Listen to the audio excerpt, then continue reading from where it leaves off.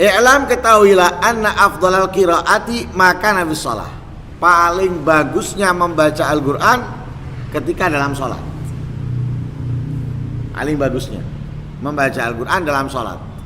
Karena kalau kita membaca dalam Nasha'ihud Diniyah, di situ dijelaskan oleh Imam Ali bin Abi Thalib, orang kalau membaca dalam sholat dengan berdiri, berapa pahala dari setiap hurufnya. Membaca dalam sholat dengan duduk, berapa pahala setiap hurufnya dari ayat Quran yang ia baca. Membaca Al-Quran di luar sholat dengan memiliki wudhu, berapa pahalanya. Tanpa memiliki wudhu, berapa pahalanya. Dikatakan dalam sholat dengan berdiri per huruf 100 kebaikan. Membaca Al-Quran dalam sholat dengan berdiri per huruf 100 kebaikan. Dengan duduk dalam sholat 50 kebaikan, separuhnya.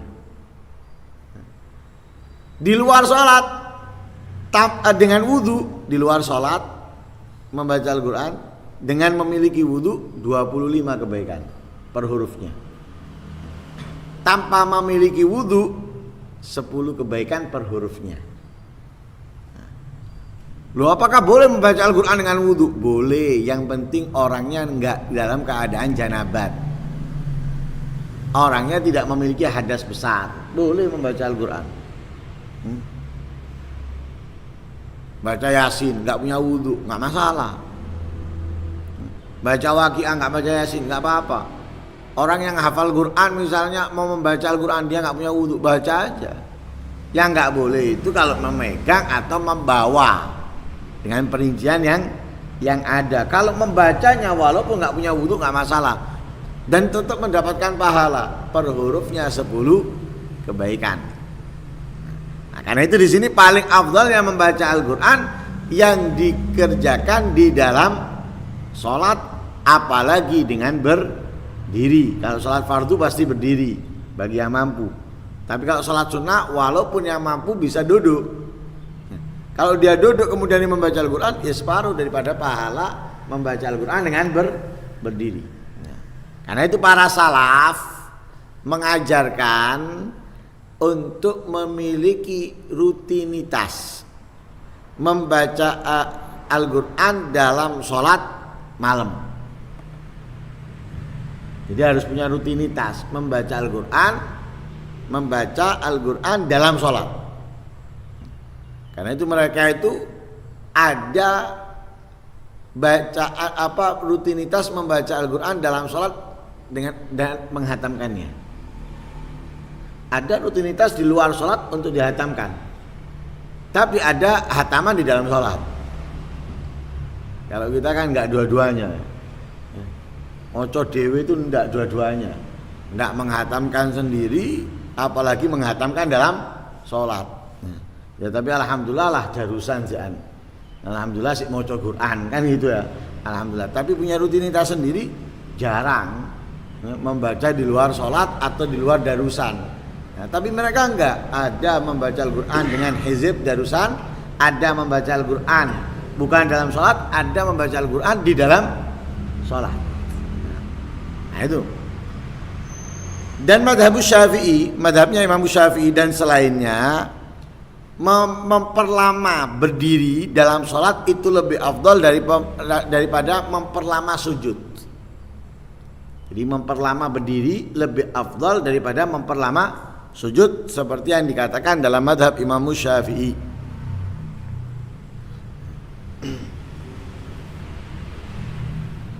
Sebagaimana di dalam hadis Nabi SAW bersabda, afdalus salati tulul qunut. Paling utamanya sholat itu tulul kunut. Yang dimaksud dengan kunut di situ adalah al-qiyam, berdiri.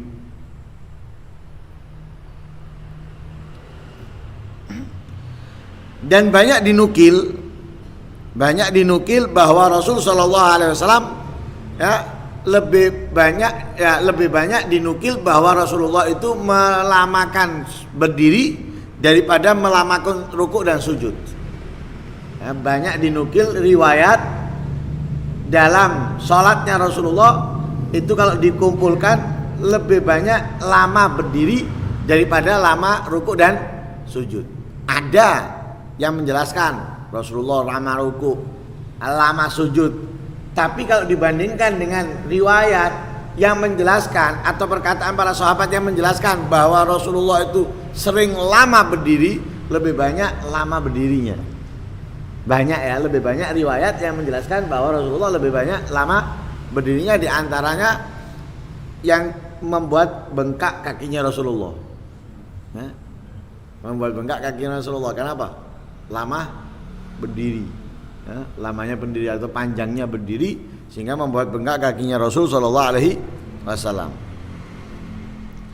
Tapi ada juga pendapat bahwa ruku dan sujud itu lebih afdal daripada berdiri.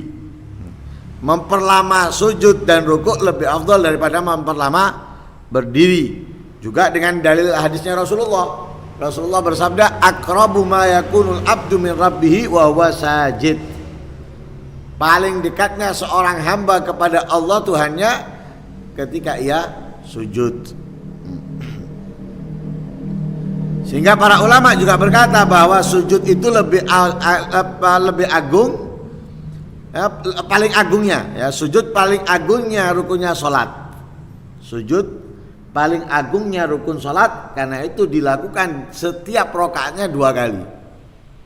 Kalau berdiri sekali, rukuk sekali, tapi sujud dua kali.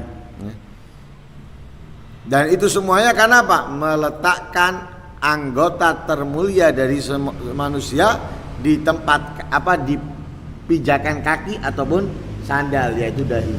Nah,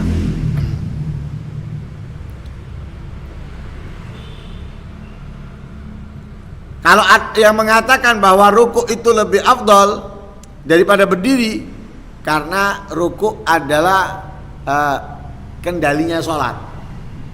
Nah, kendalinya sholat. Makmum masbub kalau nututi imam di ruku, maka ia mendapatkan rokaat.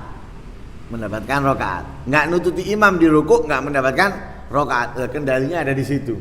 Seperti sabdanya Rasulullah, al-hajju arafah. Ya. Jadi kalau orang mendapatkan wukuf di Arafah, sudah bisa haji. Ya. Bisa haji. Tawafnya setahun lagi nggak masalah, sa'inya setahun lagi nggak masalah, halaknya setahun lagi nggak masalah, yang penting dapat wukuf. Mari wukuf misalnya, habis wukuf sakit, ngeletak, nggak bisa bergerak, dibawa pulang sama keluarganya. Ini masih ihram,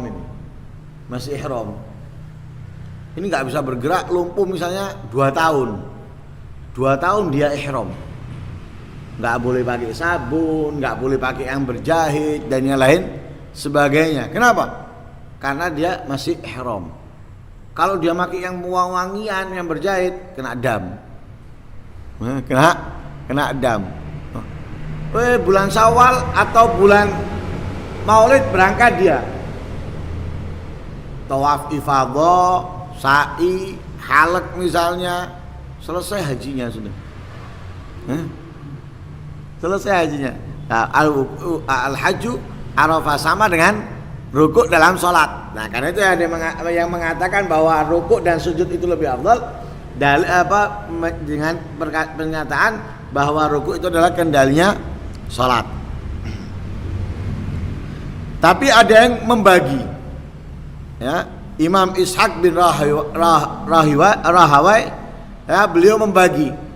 Kalau di siang hari rukuk dan sujud dipanjangkan itu lebih afdal. Tapi kalau di malam hari lebih afdalnya memanjangkan berdiri. Kalau di siang hari memanjangkan rukuk dan sujud. Tapi kalau di malam hari memanjangkan berdiri.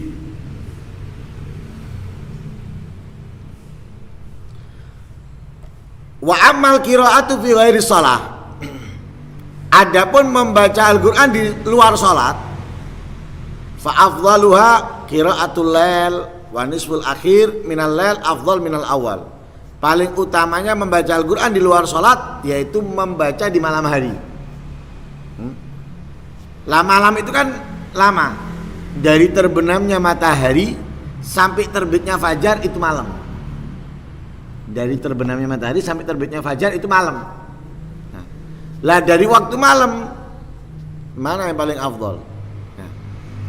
Yang dari waktu malam yaitu nisful akhir, separuh kedua. Separuh kedua lebih afdal daripada separuh pertama. Jadi kalau malam dibagi dua, berarti separuh kedua lebih afdal daripada separuh pertama. Kemudian setelah malam, fa afdaluha wal qira'ah bainal maghrib wal isya. Membaca Al-Quran antara maghrib dan isya. Antara maghrib dan isya. Lah karena itu dua waktu ini setengah malam kedua, paruh malam kedua dengan antara maghrib dan isya menjadi waktu hizib di masjid-masjid Kota Tarim. Jadi di masjid-masjid Kota Tarim itu melakukan hizib 2 kali. Sebelum terbitnya fajar, ya sekitar jam 2 jam 3, dengan antara maghrib dan isya. Jadi kalau kita masuk masjid jam 2 malam, itu kita akan menemukan orang-orang yang hizib. Kalau bahasa sini darusan. Sama antara maghrib dan isya, kita akan menemukan darusan di masjid-masjid. Nah, karena itu kalau kita menghatamkan Al-Quran setiap Kamis, kenapa ada hataman Al-Quran setiap Kamis? Itu ittiba, mengikuti, tasyabbuh, menyerupai ahlu tarim, ya, menyerupai ahlu tarim. Mereka hataman setiap hari Kamis, dan itu adatnya para salaf, ya, adatnya para salaf menghatamkan Al-Quran setiap hari Kamis. Bukan hataman yang baca satu hari itu tok, enggak, ya, hasil bacaan yang dihatamkan dalam seminggu. Nah, kalau di Kota Tarim itu kenapa kok 2 kali? Karena yang dibaca pagi sama dibaca itu ada aturannya. Ada aturannya dari surat ini sampai surat ini. Ya, per hizib, ya, atau berdarusan itu membaca dari surat ke surat. Nanti dilanjutkan dari surat ke surat, ketemunya Kamis hatam. Ada yang hatamannya itu Kamis pagi, ada yang Kamis siang, dan semisalnya. Pokoknya Kamis. Ada tertibnya, ya. Ada tertibnya. Karena itu ini mengambil paling afdolnya waktu membaca Al-Quran di luar sholat, paruh malam kedua, bainal maghrib dan isya, antara maghrib dan isya. Wa amal qira'ah fin nahar fa afdalu ba'da sholati subhi. Adapun membaca di waktu siang paling utamanya itu setelah sholat subuh. Karena setelah terbitnya fajar sudah keluar, bukan waktu malam lagi, ya. Itu dianggap pagi atau siang. Lah paling afdalnya setelah sholat subuh. Nah, termasuk yang paling afdal selama ini yang kita lakukan. Dan Al-Habib Ja'far bin Syaikhan As-Segaf mengajarkan kepada anak-anaknya itu untuk tidak meninggalkan 2 waktu untuk membaca Al-Quran. Setelah sholat subuh dan setelah antara maghrib dan isya. Setelah sholat subuh dan antara maghrib dan isya ini diajarkan untuk tidak ditinggalkan dalam waktu ini bacaan Al-Quran. Bacaan Al-Quran jangan ditinggalkan di 2 waktu ini. Wala karahata fil qiraati fi waqti minal awqat lima'nan fi. Tidak ada kemakruhan membaca Al-Quran kapanpun di selain waktu itu yang disebutkan tadi, itu tidak ada makruh. Oh berarti kalau di selain waktu yang disebutkan tadi makruh atau nggak bagus, nggak baik, nggak ada, ya. Jadi kapanpun bagus dalam membaca Al-Quran, tapi lebih bagus di waktu-waktu yang disebutkan tadi. Wa amma ma rawahu Ibnu Abi Dawud an Mu'ad bin Rifa'ah an masyayikhi annahum karihul qira'ata ba'dal asri wa qalu huwa dirasatu yahud. Adapun ada riwayat dari Ibnu Abi Dawud dari Mu'ad bin Rifa'ah daripada gurunya yang menyatakan bahwa mereka tidak menyenangi membaca Al-Quran setelah asar dengan alasan itu adalah kebiasaan orang-orang Yahudi. Jadi ada yang mengatakan seperti itu. Tapi itu dikatakan oleh Imam Nawawi fa ghairu maqbul.